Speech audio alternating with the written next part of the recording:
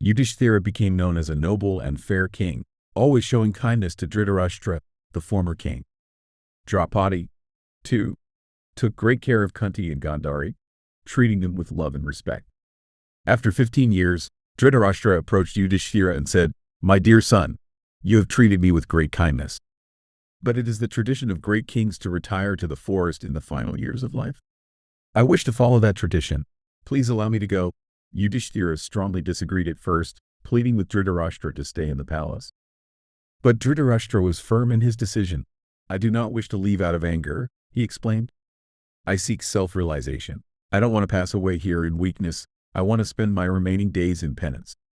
The wise sage Vyasa supported Dhritarashtra's decision, and finally, Yudhishthira reluctantly gave his blessing. Though once strong, Dhritarashtra was now frail, relying on Gandhari for support as she led him. Gandhari herself leaned on Kunti for guidance as they walked together. Many citizens of Hastinapura gathered at the city gates to bid Dhritarashtra farewell, with Sanjaya and Vidura accompanying him. Before leaving, Kunti told Yudhishthira, "My dear son, you are wise and virtuous. I don't need to give you much advice, but please take special care of Karna's wife and children, and show extra love to Sahadeva. I, too, am going to the forest to find spiritual peace." The Pandavas were shocked by Kunti's decision and begged her to stay. Yudhishthira pleaded, "Mother, without you, we will feel lost. You can still perform religious duties and give charity while staying with us in the palace." Kunti responded, "I have made up my mind to go to the forest, and I am no longer interested in worldly comforts." The Pandavas then said their goodbyes to Dhritarashtra, Gandhari, Vidura, Sanjaya, and Kunti. After walking with them for some distance, they returned to Hastinapura. Dhritarashtra settled in a hermitage by the Bhagirathi River in the Himalayan forests.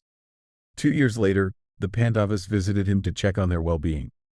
During this visit, Vidura passed away after intense penance, and his spiritual energy merged with Yudhishthira. The Pandavas then returned to Hastinapura. Not long after, as Dhritarashtra was performing his evening prayers, a forest fire broke out. The flames spread rapidly due to strong winds.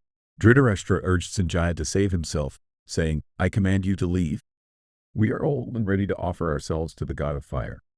Sanjaya escaped, while Dhritarashtra, Gandhari, and Kunti sat calmly on mats made of sacred grass, facing east. They recited holy chants and accepted their fate in the fire. Sanjaya spent the rest of his days as an ascetic in the Himalayas. When Yudhishthira eventually learned about the fire, he performed the necessary funeral rites for Dhritarashtra, Gandhari, and Kunti according to the sacred texts.